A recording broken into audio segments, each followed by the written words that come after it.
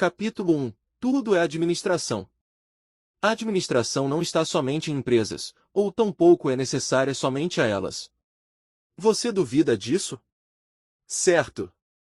O que seria do seu lar, por exemplo, sem a organização, o estabelecimento de regras e a resolução de problemas cotidianos, onde você e sua família tomam decisões rápidas e em conjunto? Como seria a limpeza, a guarda dos mantimentos, e o resto da casa como um todo? Seria uma completa bagunça, não é mesmo? Simplesmente nada funcionaria. Nada é possível sem a gestão. Administrar não é somente impor regras e limites para as empresas, mas para todo e qualquer cenário em que o ser humano convive entre si. Tudo o que existe no mundo de hoje, como empresas, objetos, móveis, eletrodomésticos, ou seja, a maneira como o mundo está organizado, é fruto da administração. Para tudo que você está olhando neste exato momento, houve alguém fazendo um estudo detalhado e profundo sobre sua necessidade. Se você está estudando pelo computador ou pelo celular é porque alguém pensou nessa sua necessidade, tornando sua rotina cada vez mais prática e adequada para o conhecimento. Seja lá qual for o ramo em que atua ou estuda, independente de tudo em sua vida, você precisará gerir seu cotidiano, seu tempo, suas decisões, suas ferramentas de trabalho, sua forma de viver, seu caminho a perseguir. O que queremos dizer é, independente de tudo em sua vida, é importante saber administrar. Capítulo 2. Conceito de administrar. É notável que a administração possui diversos significados e diversos sinônimos que tentam explicar esse processo complexo que se torna o diferencial entre o sucesso e o fracasso de muitas empresas ao redor do mundo. Os fatores são vários: crise econômica, crise política, falta de conhecimento por parte do gestor, entre outras. E uma informação que pouca gente sabe é: o Brasil fecha mais empresas do que abre, todos os anos. Isso significa que, quando se pensa em administrar, ou gerir, ou gerenciar, ou qualquer outro sinônimo relacionado a isso, imagina-se que é algo bem simples, o que não é verdade. Lembrando que não é somente pequenas empresas que passam sufoco no mercado. Gigantes do mercado também correm riscos. Algumas empresas que faliram nos últimos anos, Blockbuster, diante dos serviços de streaming, como o Netflix e o NetNow, Kodak, que incrivelmente faliu por conta de sua própria invenção, a câmera digital, e Yahoo, faliram por conta do posicionamento da companhia e a falta de inovação. Ela poderia ser o maior portal de pesquisa da internet, mas decidiram ser um portal de mídia. MySpace, plataforma estagnou e, para ajudar, o Facebook chegava com força total, dentre várias outras. Mas, definitivamente, o que é administrar? Em uma empresa, o ato de administrar significa planejar, organizar, direcionar e controlar tarefas visando alcançar produtividade, bem-estar dos trabalhadores e lucratividade, além de outros objetivos definidos pela organização. Se procurarmos o conceito em livros e artigos, o ato de administrar significa planejar, organizar, direcionar e controlar os recursos disponíveis, a fim de atingir os objetivos pré-determinados pela empresa. Partindo desta premissa, vamos analisar cada um destes detalhes, a seguir. 1. Planejar é a função do administrador de escolher ou estabelecer a missão da organização, seu propósito e objetivos, e determinar as diretrizes, projetos, programas e estratégias necessárias para atingi-los. 2. Organizar é definir os recursos, humanos, equipamentos e materiais, estabelecer procedimentos, métodos, sistemas e padrões para a realização dos objetivos da organização. 3. Direcionar é a função do administrador, através de sua liderança, de influenciar os empregados para alcançar os objetivos. Isto requer qualidade, estilo e poder de comunicação, motivação e disciplina. 4. Controlar é definir meios para se ter a certeza de que o desempenho planejado está sendo efetivamente atingido. 5. Recursos disponíveis. Um recurso é um ativo, uma competência, um processo, uma habilidade ou um conhecimento controlado pela empresa. Os principais recursos são: a. Recursos humanos, que são todas as pessoas, bem como suas qualificações e capacidades, que colaboram com a organização, contribuindo para seu principal objetivo. B. Recursos materiais e tecnológicos, que incluem os equipamentos e utensílios utilizados pela organização, as instalações fabris e administrativas. As tecnologias e processos utilizados na produção e na gestão. C. Recurso da imagem da empresa, que representa o posicionamento da organização e das suas marcas, ou seja, aquilo que os consumidores pensam dos bens ou serviços produzidos e da própria organização e D. Recursos financeiros, que são os meios monetários detidos pela organização ou a capacidade de obtê-los, e que podem ser utilizados no financiamento da atividade corrente ou na realização de novos investimentos. 6. Os objetivos pré-determinados pelas empresas é o lucro. Simples assim. O administrador planeja, organiza, direciona e controla todos os recursos necessários, desde financeiros, humanos até máquinas e equipamentos para chegar ao objetivo primordial, que é o lucro. E para chegar no verdadeiro lucro, o gestor irá precisar de bons resultados. O lucro não gera necessariamente resultados, mas resultados geram, com certeza, o lucro. Capítulo 3. Características das empresas bem-sucedidas. Seja sincero. Todos sabemos que as empresas bem-sucedidas e autossustentáveis são o objeto de desejo de qualquer futuro gestor, inclusive o seu, correto? Mas, você já reparou que sempre ouvimos falar dos grandes feitos empresariais e das conquistas de alguns ícones do mundo empresarial, mostrando apenas os números dos seus resultados, sem nenhuma análise profunda que demonstre as atitudes ou os motivos do seu sucesso? Isto, em parte, se deve a que a maioria das pessoas não dão a merecida importância para as características destas empresas vencedoras, mas somente aos resultados que obtiveram. O fato é que os empreendedores que almejam uma carreira bem-sucedida devem se importar muito mais com o como fizeram do que com o quanto conquistaram estas empresas. Por isso, vamos listar algumas características que fazem parte destas grandes histórias, e que também nos servirão como métricas para você saber se está no caminho certo ou não. 1. São lucrativas e geram riqueza. O conceito de lucro e riqueza não pode estar apenas atrelado àquela imagem defasada do século passado, patrões cada vez mais ricos e trabalhadores cada vez mais pobres. A lucratividade e riqueza de uma empresa bem-sucedida também é medida na forma como ela é distribuída entre seus colaboradores e na comunidade onde está instalada. Se todos, independente do nível hierárquico, se sentem satisfeitos com o trabalho exercido e com os benefícios recebidos diante deste, logo, a empresa, além de lucrativa, também gera riqueza. 2. São saudáveis e seus conflitos não são duradouros. Estamos falando da cultura organizacional da empresa. Este é um assunto amplo, mas podemos nos referir de forma resumida ao seu aspecto gerencial. Conflitos são importantes, sim. A aceitação de diferentes opiniões dentro da empresa pode trazer uma diversidade de soluções.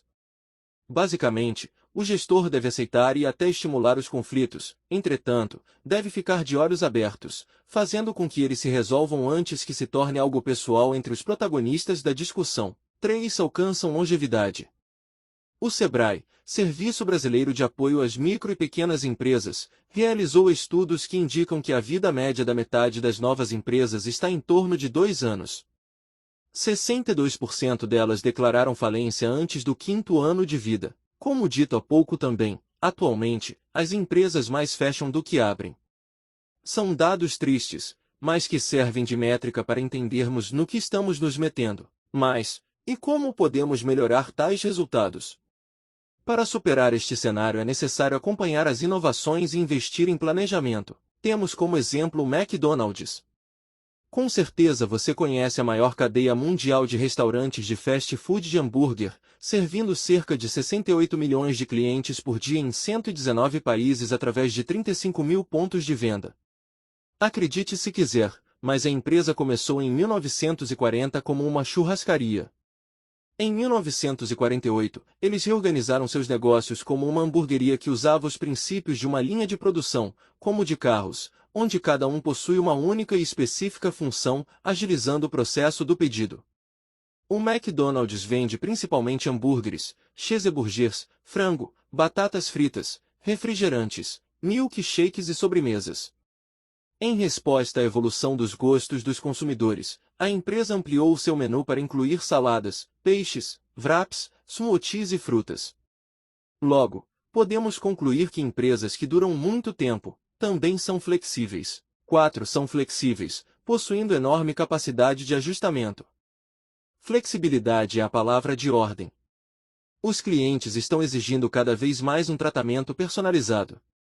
O prazo de entrega, o tempo de resposta a uma reclamação, as trocas ou devoluções e outros fatores são cada vez mais intensos e contínuos. Se a empresa não acompanhar este ritmo, resultará em perda de clientes e a sua fatal consequência, perda de vendas. Além do exemplo do próprio McDonald's, temos milhares de outros exemplos que existem não só em local físico, mas também pela internet. Na era da informação, onde a internet está em todo e qualquer lugar, me fale uma empresa decente que não possui uma logística para entregar da forma adequada seus produtos, um mecanismo de atender seus clientes da maneira mais rápida e otimizada possível, ou um mostruário ou portfólio de seus produtos ou serviços.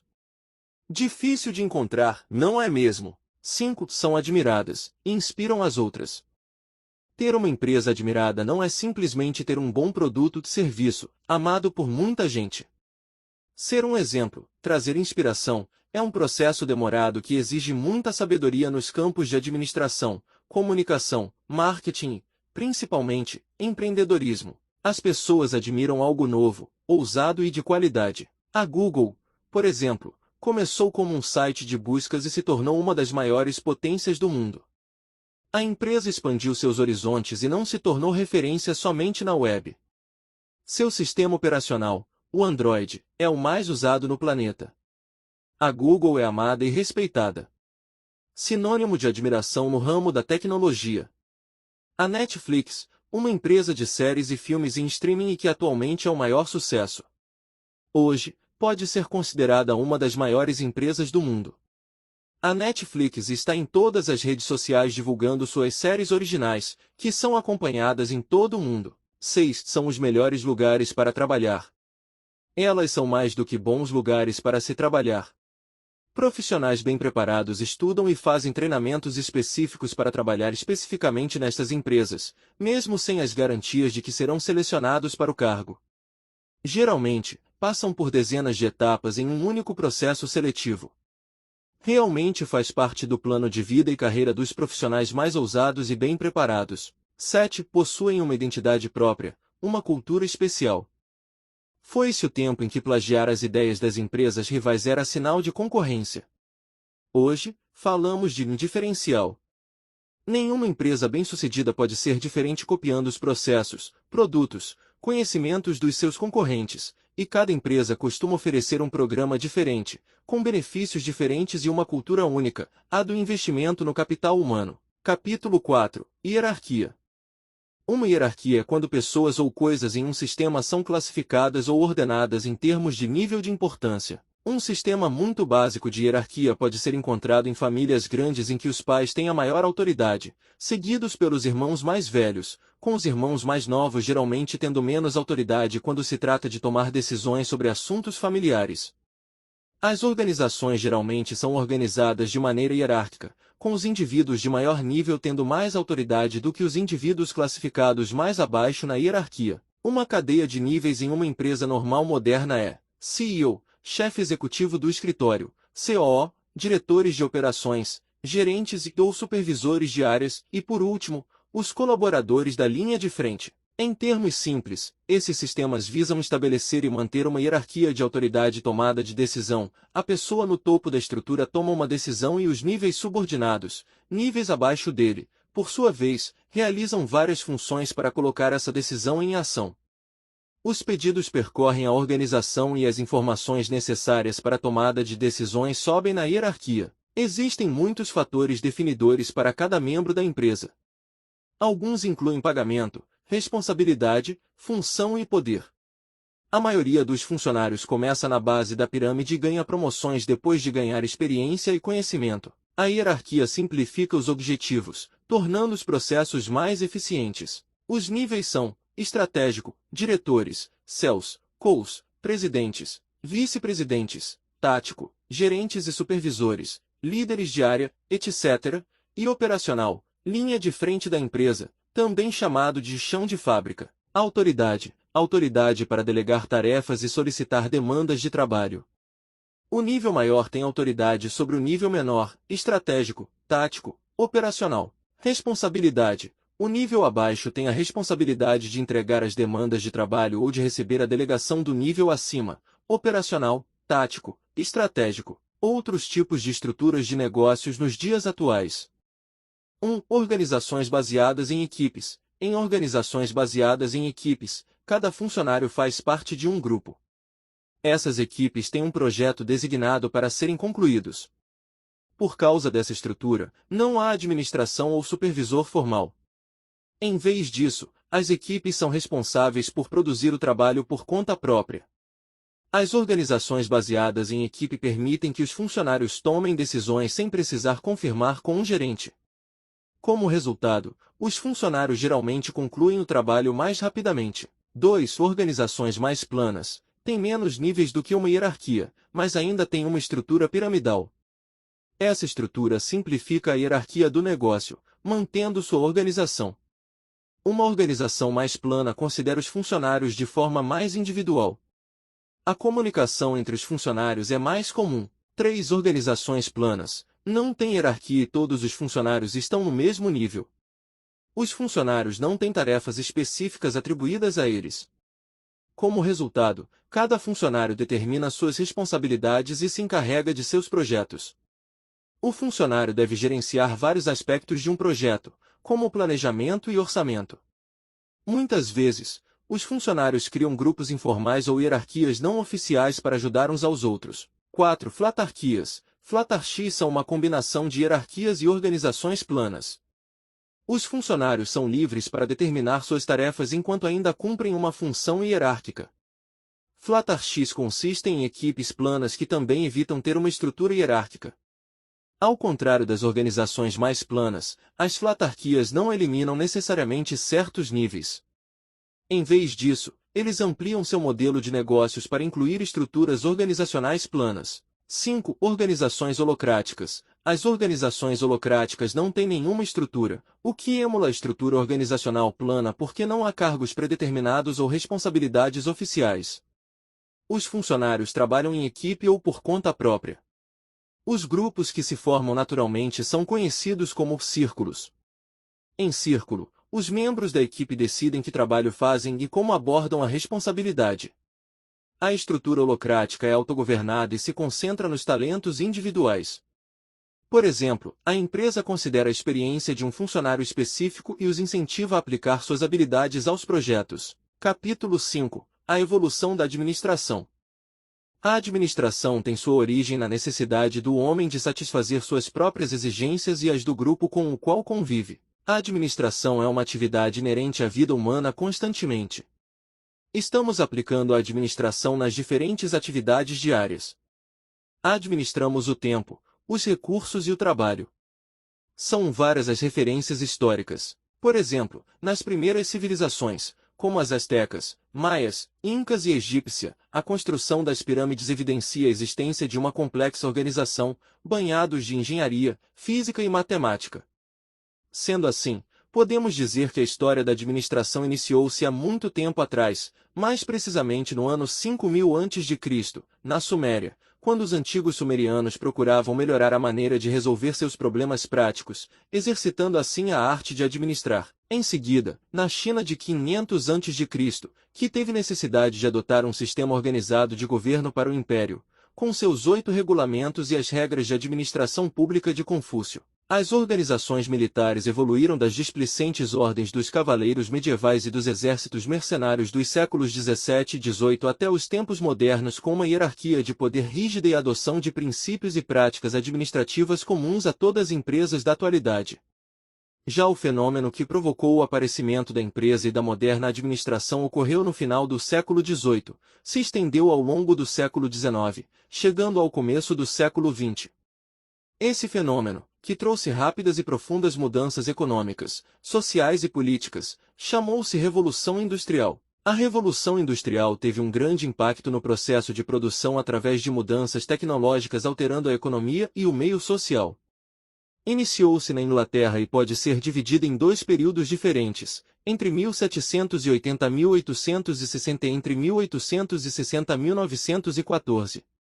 Na primeira fase, chamada de Revolução do Carvão e do Ferro, houve a mecanização da indústria e da agricultura, máquina de fiar, descaroçador de algodão, a introdução da máquina a vapor, o desenvolvimento do sistema fabril, aceleramento no meio de transportes e comunicações. Já a segunda fase, chamada de Revolução do Aço e da Eletricidade, caracteriza-se pela substituição do ferro pelo aço, aperfeiçoamento do dínamo, invenção do motor de combustão interna, substituição do vapor pela eletricidade e pelos derivados de petróleo. Tais mudanças influenciaram de forma significativa o meio social e a forma de administração.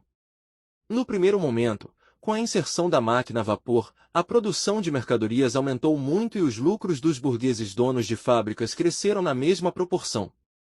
Por isso, os empresários ingleses começaram a investir na instalação de indústrias. As fábricas se espalharam rapidamente pela Inglaterra, provocando mudanças tão profundas que o modo de vida e a mentalidade de milhões de pessoas se transformaram numa velocidade espantosa. Um mundo novo do capitalismo, da cidade, da tecnologia e da mudança incessante triunfou. A partir do século XX, então, se inicia o desenvolvimento de teorias para a administração das empresas. Muitas dessas teorias vivem até hoje em empresas modernas. Capítulo 6. As teorias gerais da administração. As teorias gerais da administração são o conjunto de teorias que originaram as regras gerais e modernas que orientam os gestores na organização. As teorias gerais de administração concentram-se no papel da supervisão, organização e desempenho do grupo. Algumas explicam como os funcionários devem se relacionarem efetivamente, outras focam em regras mais rígidas ou em ênfases na divisão do trabalho e foco improdutivo. Enfim, são dezenas de teorias, mas, aqui neste curso, discutiremos um mega resumo das principais: as teorias clássicas, a teoria das relações humanas, teoria estruturalista e, por fim, as teorias da chamada gestão moderna, teorias clássicas da administração. As teorias clássicas recomendam liderança e tomada de decisão centralizadas e focam na maximização do lucro. Três correntes da teoria clássica da administração são: teoria clássica, de Henry Fayol, a teoria da burocracia, de Max Weber, e a administração científica, Frederick Taylor, a teoria clássica de Fayol. Henry Fayol foi um industrial francês e um proeminente teórico da administração europeu. Ele é conhecido como o pai da gestão e desenvolveu uma teoria geral da administração, TGA, onde estabeleceu os chamados 14 princípios da gestão. Fayol era desconhecido dos gerentes estudiosos americanos até que seu trabalho mais importante, General and Industrial Management, foi traduzido para o inglês em 1949. Esses 14 princípios da gestão são usados até hoje para gerenciar uma organização e são benéficos para previsão, planejamento, tomada de decisão, organização e gerenciamento, controle e coordenação de processos. 1. Divisão do trabalho. O trabalho deve ser dividido entre os indivíduos com base em suas especializações, de modo a garantir seu foco total na efetiva realização da tarefa que lhes é atribuída. 2. Autoridade e responsabilidade. A autoridade e a responsabilidade estão relacionadas entre si. Autoridade significa o direito de dar ordens, enquanto a responsabilidade significa ser responsável. Assim, quem quer que seja dada a autoridade para obediência exata deve ser responsabilizado por qualquer coisa que dê errado. 3. Disciplina. Os indivíduos que trabalham na organização devem ser bem disciplinados.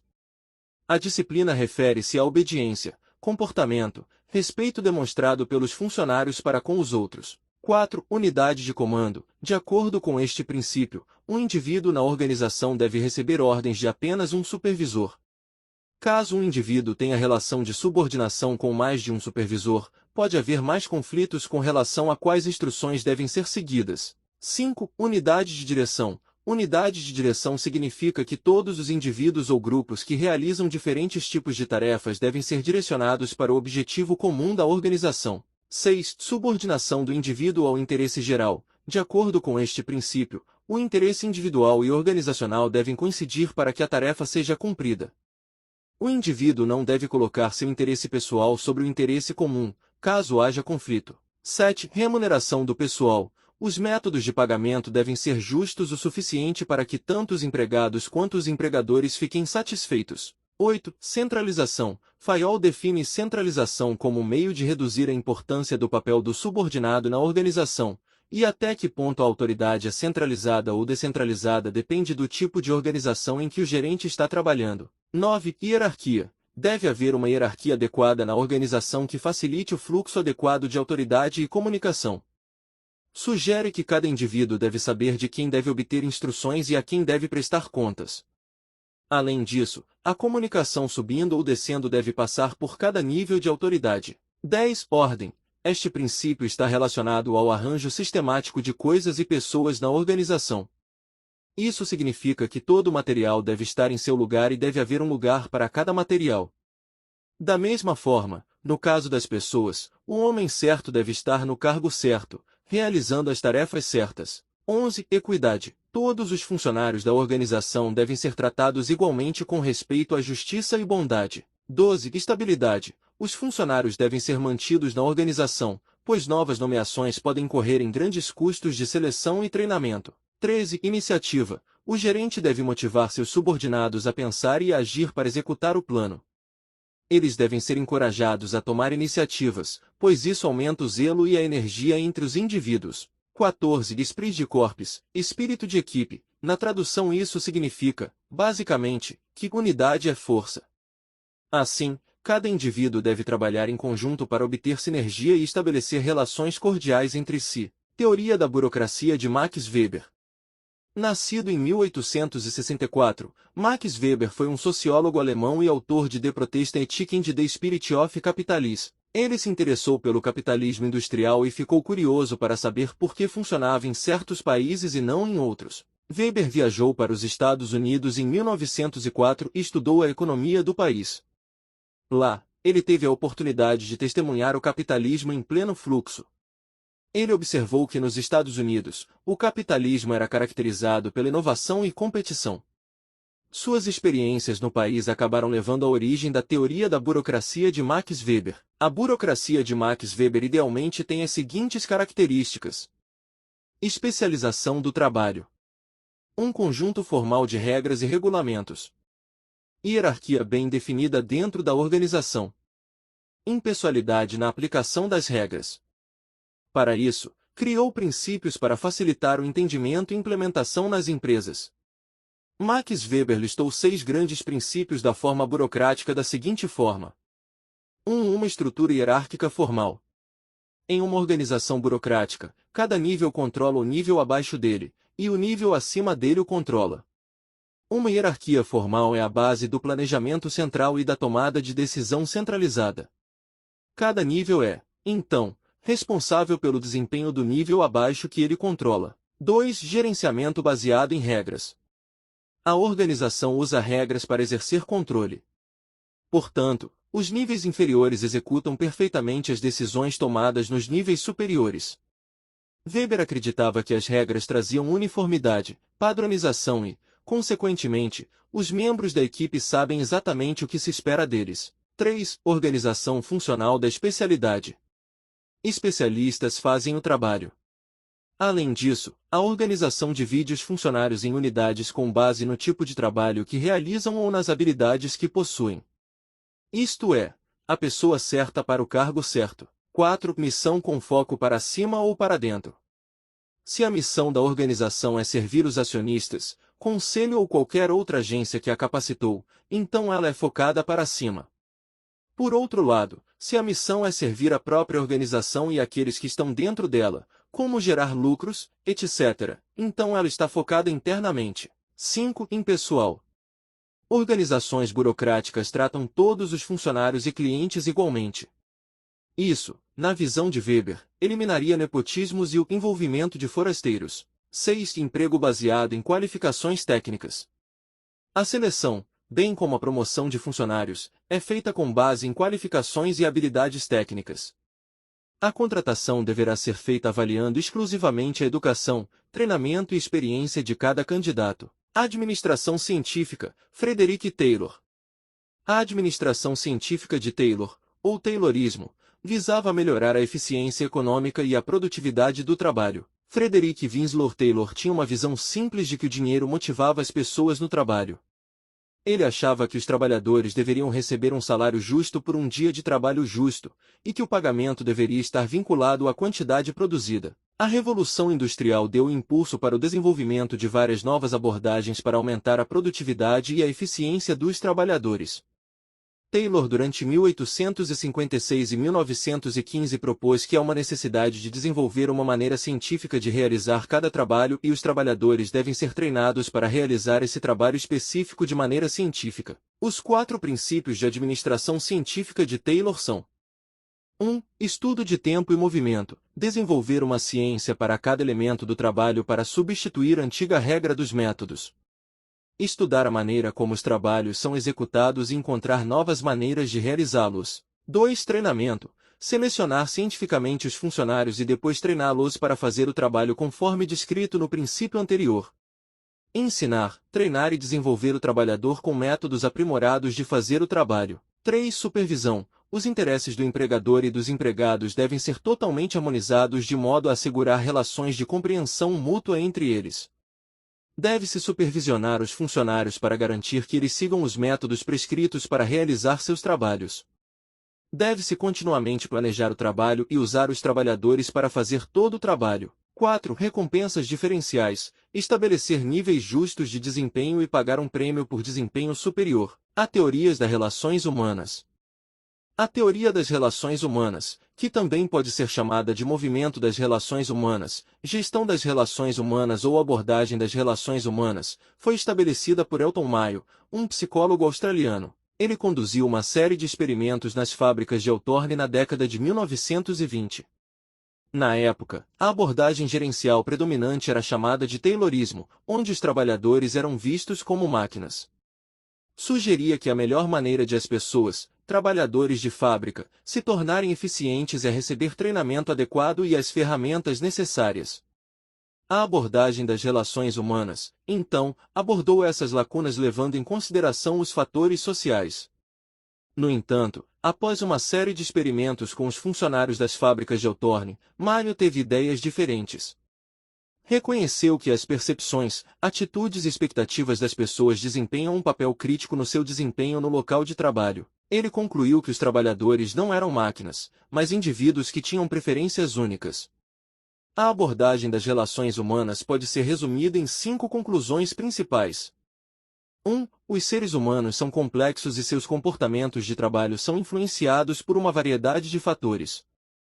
2. Os trabalhadores são influenciados pelas normas que seu grupo de trabalho primário estabelece. 3. A estrutura social desses grupos de trabalho é mantida por símbolos de poder relacionados ao trabalho.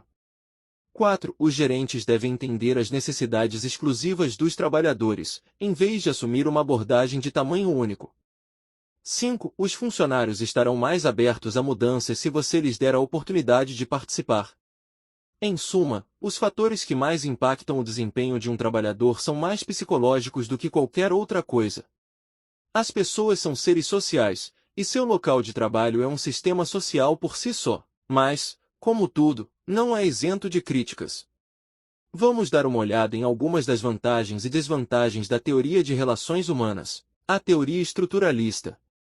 Em 1947, James Burnham desenvolve esta teoria que se baseia em 3 pilares: estrutura organizacional, ambiente envolvente e as pessoas que compõem a empresa. Ao fornecer incentivos sociais e materiais, essa teoria entende que os trabalhadores atuam em um sistema aberto e sugere a existência de 3 níveis diferentes dentro de uma organização: nível técnico, ou operacional, nível gerencial, ou tático, e nível institucional, ou estratégico. É uma fragmentação da teoria da burocracia, que vimos anteriormente, e uma pequena aproximação da teoria das relações humanas. Essa teoria geralmente representa uma visão crítica da empresa formal rígida e foca no relacionamento de cada uma das partes. É uma teoria que teve grande influência nas áreas de ciências sociais, como antropologia, psicologia e filosofia, e entende que todas as partes estão estruturadas, subordinadas uma à outra, e que quaisquer alterações delas implicará numa revisão profunda do todo. Ponto-chave da teoria estruturalista. 1. O todo é maior do que a simples soma das partes. 2. Criação e foco do homem organizacional, isto é, aquele que desempenha diversos papéis em várias organizações, e que precisa ser flexível, tolerante às frustrações, e ter permanente desejo de realização através da cooperação e conformidade com as normas propostas pela empresa, a fim de receber recompensas sociais e materiais. 3. Proposta de um modelo que dê o mesmo peso às estruturas formais e informais, às recompensas sociais e materiais e à interação entre a organização e seu ambiente. Ainda assim, reconhece as tensões inevitáveis entre gestão e trabalhadores, necessidades pessoais e corporativas, racionalidade e não racionalidade, etc. Assim, ela vê os sistemas naturais e racionais como dois lados da mesma verdade. 4. A empresa passa a ser visto como um ambiente aberto, isto é, que sofre influência de fora, fenômenos externos. 5. Todas as áreas da empresa são cada vez mais interligadas e dependentes de si, como a base de uma pirâmide que necessita de sua base para se sustentar. 6. Ampliação dos conceitos de objetivos organizacionais, que são as metas que as organizações estão buscando alcançar. São criados na tentativa de alcançar um estado desejado de lucro, sucesso e sustentabilidade. As teorias da gestão moderna. As teorias da gestão moderna enfatizam o uso de técnicas matemáticas sistemáticas para analisar e compreender a inter-relação da administração e dos trabalhadores em todos os aspectos. As 3 principais teorias modernas de gestão são: 1. Abordagem quantitativa. 2. Abordagem de sistema, e 3. Abordagem de contingência. 1. Abordagem quantitativa. A abordagem quantitativa da gestão é dada pela escola matemática que preconiza o uso de computadores e técnicas matemáticas para resolver questões gerenciais complexas e auxiliar no processo de tomada de decisão gerencial. Os gerentes observam as relações quantitativas históricas e usam técnicas quantitativas, como estatísticas, modelos de informação e simulações de computador para melhorar sua tomada de decisão. Os 3 principais ramos da abordagem quantitativa são: a. Ciência da administração. A abordagem da ciência da administração enfatiza o uso de modelos matemáticos e métodos estatísticos para a tomada de decisões. Várias ferramentas matemáticas como a teoria da fila de espera ou teoria Keyring, programação linear, a técnica de revisão de avaliação de programa, PERT, da sigla em inglês, o método do caminho crítico, CPM, da sigla em inglês, a teoria da decisão, a teoria da simulação, a teoria da probabilidade, amostragem, análise de séries temporais, etc. São usados na abordagem da ciência da administração para aumentar a eficácia da tomada de decisão gerencial. As técnicas da ciência da gestão são amplamente utilizadas hoje nas seguintes áreas: orçamento de capital, gerenciamento de fluxo de caixa, programação de produção, desenvolvimento de estratégias de produtos, planejamento de recursos humanos, otimização de inventário. B. Gerenciamento de operações. A gestão de operações é uma forma aplicada de ciência da gestão. Trata da gestão eficaz do processo de produção e da entrega dos produtos e serviços de uma organização. Os gerentes de operações fazem uso de ferramentas como previsão, análise de estoque, requisitos de materiais, sistemas de planejamento, modelos de rede, métodos estatísticos de controle de qualidade e técnicas de planejamento e controle de projetos. O gerenciamento de operações é usado principalmente nas seguintes áreas: 1. Gestão de inventário. 2. Fluxo de trabalho. 3. Planejamento de produção. 4. Instalações, localização e design. 5. Garantia da qualidade da produção. C. Sistemas de informações gerenciais, MIS. Um sistema de informações gerenciais, MIS, da sigla em inglês, é um sistema de informações usado para a tomada de decisões e para a coordenação, controle, análise e visualização de informações em uma organização. Em termos mais simples, o MIS converte dados brutos em informações e fornece essas informações necessárias a cada gerente no momento certo e na forma necessária. Basicamente, a informação que o gerente precisa, o MIS disponibiliza para ele na hora. 2. Abordagem de sistema. De acordo com a visão sistêmica, uma organização não pode existir isoladamente. Para funcionar de forma eficaz, a administração também deve considerar os ambientes que influenciam o sistema organizacional. Os 2 tipos básicos de sistemas são sistemas fechados e abertos. Sistema aberto. Todas as organizações são sistemas abertos, pois são dependentes de interações com seu ambiente externo, são abertas para interagir com o que vem de fora, seja uma decisão sobre um novo produto, um atendimento ao cliente ou uma decisão relacionada aos funcionários da organização. Sistema fechado. Um sistema que não interage com seu ambiente é considerado um sistema fechado, não são abertas para interagir com o que vem de fora. Um sistema fechado é uma unidade relativamente autossuficiente, autossustentável que tem pouca interação ou troca com seu ambiente. Uma linha de montagem pode ser tratada como um sistema fechado, pois seu funcionamento diário não depende de forças externas. Um sistema organizacional pode ser dividido em 4 componentes principais. Entradas. Entradas são o que é colocado em um sistema como dinheiro, materiais, homens, máquinas e outras fontes de informação. Esses insumos são necessários para produzir bens e serviços. Processo de transformação. Os processos de transformação ou rendimentos são habilidades gerenciais e técnicas que são usadas para converter entradas em saídas. Saídas. As saídas são os produtos, serviços, lucros e outros resultados produzidos pela organização. Feedback. O feedback refere-se a informações sobre os resultados e a posição da organização em relação ao ambiente em que opera. 3. Abordagem de contingência. Uma abordagem de contingência para a gestão é baseada na suposição de que o curso ideal de ação da gestão é contingente, dependente, da situação interna e externa. As ações de gestão devem mudar e se adaptar a situações específicas, pois não há melhor forma de organizar uma corporação. A abordagem de contingência fornece uma estrutura para resolver problemas com base nas condições ambientais, em vez de prescrever uma solução específica. Esta teoria também é conhecida como a teoria situacional. Tem sido amplamente utilizado nos últimos anos para integrar a teoria da gestão com a crescente complexidade das organizações. Quando gerentes, consultores e pesquisadores tentaram aplicar os conceitos das principais escolas de administração a situações da vida real, perceberam que não existe uma maneira melhor de gerenciar todas as situações. Os gerentes precisam tomar decisões de negócios somente depois de considerar cuidadosamente todos os fatores situacionais. De acordo com a abordagem de contingência, a tarefa dos gestores é identificar com base na situação particular e no momento qual decisão melhor contribuirá para o alcance dos objetivos de gestão. Portanto, essa teoria é válida para todas as situações de gerenciamento. Tem um enfoque especial no papel do líder nas organizações. As teorias de contingência de liderança tentam resolver essa deficiência das teorias anteriores, concentrando-se em variáveis específicas relacionadas ao ambiente que podem determinar qual estilo específico de liderança é mais adequado para a situação. De acordo com a teoria da contingência, o sucesso de um líder depende de uma série de variáveis, incluindo o estilo de liderança, qualidades dos seguidores e aspectos da situação. O modelo contingencial de liderança sugere que os fatores individuais e organizacionais devem ser corretamente combinados para uma liderança eficaz, e a eficácia do grupo depende da combinação entre o estilo de liderança. Além disso, o grau em que a situação do grupo é favorável à eficácia do líder depende da interação do líder e o comportamento dele com certos fatores organizacionais. Isso ajuda a explicar como alguns líderes que parecem ter o toque de Midas de repente parecem perder o poder e tomar decisões muito mal-sucedidas em sequência.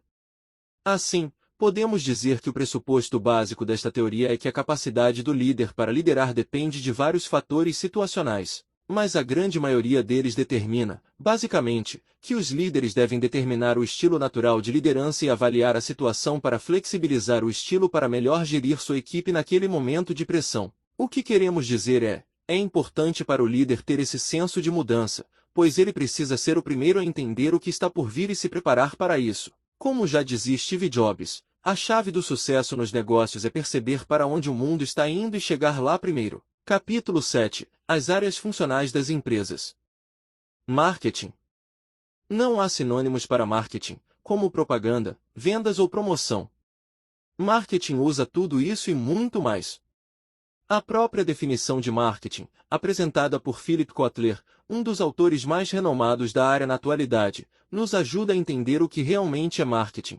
Marketing é um processo social e gerencial pelo qual indivíduos e grupos obtêm o que necessitam e desejam através da criação, oferta e troca de produtos de valor com outros. O marketing é responsável pela análise de tendências de mercado e viabilização de implantação de novos produtos, mas tudo com foco nas necessidades e características dos consumidores. O marketing justifica sua existência na diversidade de necessidades e desejos do ser humano. Uma necessidade nasce de um sentimento de carência. As pessoas têm fome ou sede e precisam comer ou beber, têm frio e necessitam de roupas para se cobrirem, têm vontade de saber e precisam de livros e escolas. Veja que marketing é um processo, ou seja, várias coisas acontecendo ao mesmo tempo para satisfazer necessidades e desejos. Fazer marketing é satisfazer o consumidor e a empresa, consequentemente, venderá mais. Publicidade. Diferente do marketing que colabora com a análise das necessidades dos clientes, a publicidade colabora para o desenvolvimento de estratégias para melhor apresentar um produto ou uma ideia. Com que finalidade?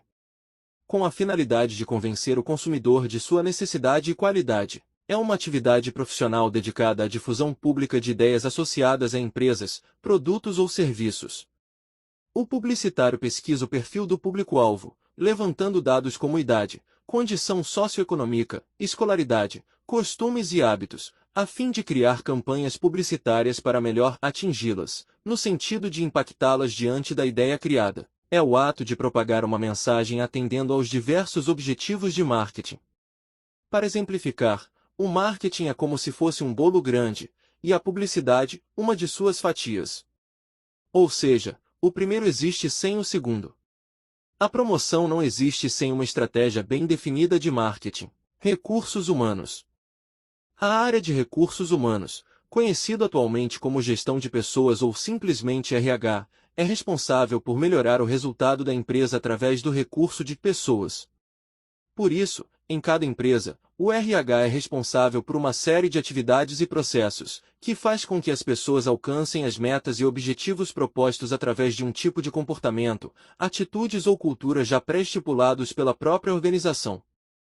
A área de RH auxilia em todas as atividades da empresa que impactam no comportamento e atitude das pessoas, como por exemplo, promoção, desligamento, pagamento de salários, comunicação interna, feedback, liderança, gestão de processos, gestão de projetos e etc. Contabilidade.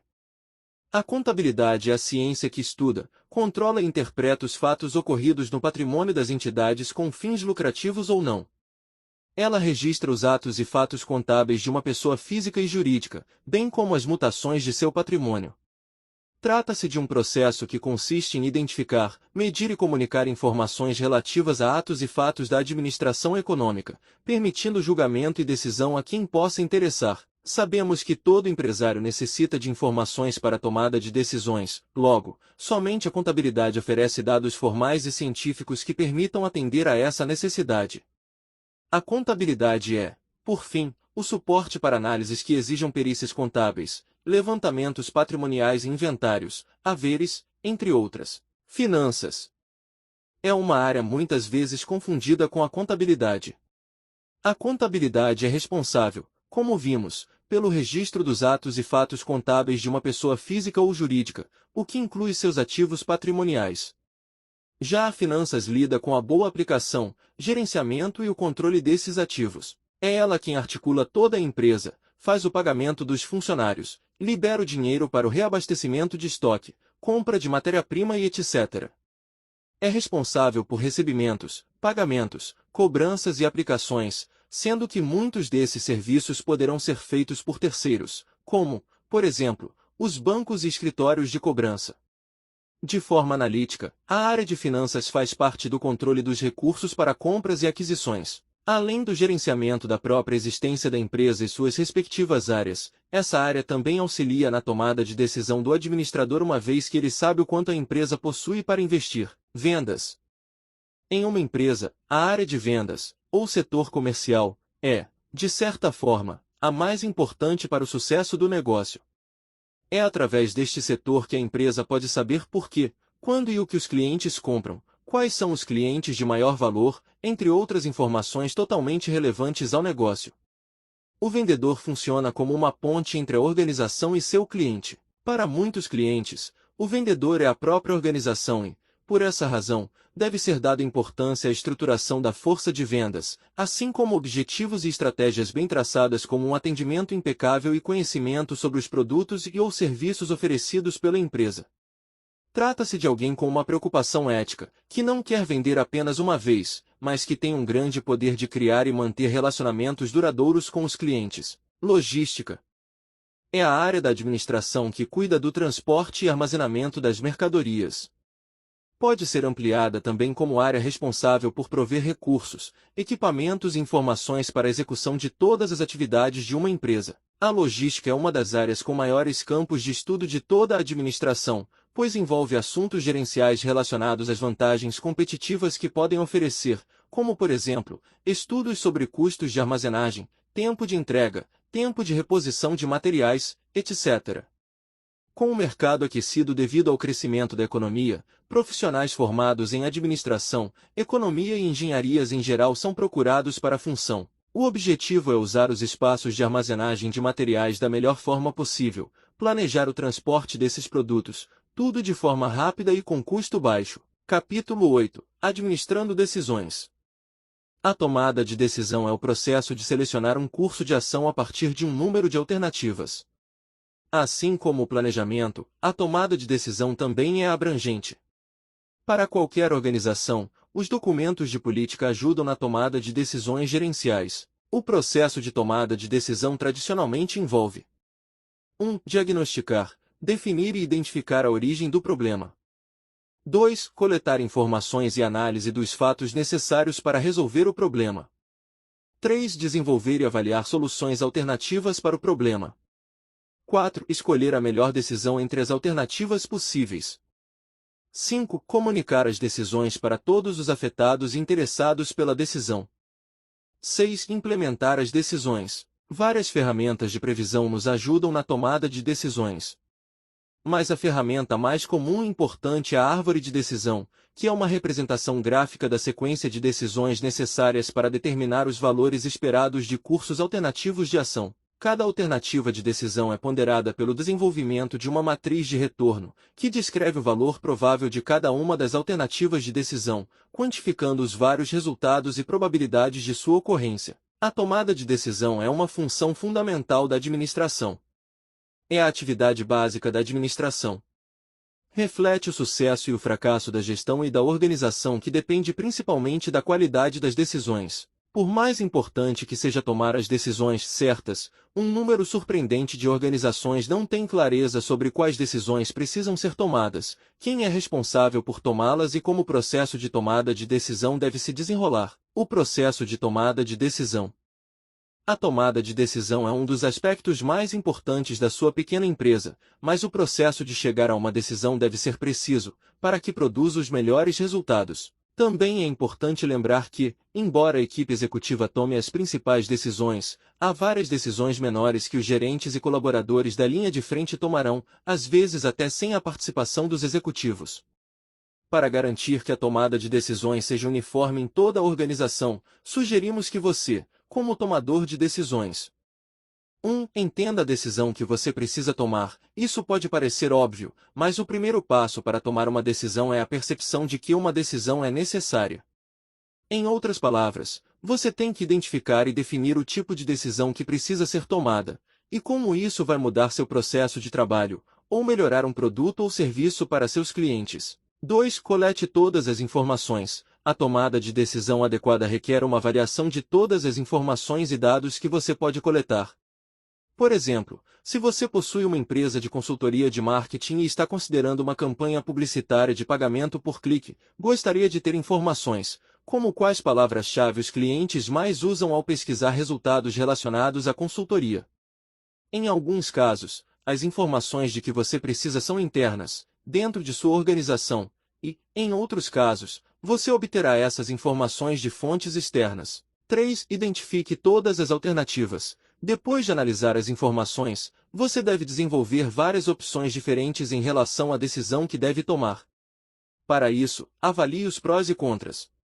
Analisar cada alternativa quanto aos seus prós e contras pode ajudá-lo a eliminar qual possível decisão é a errada.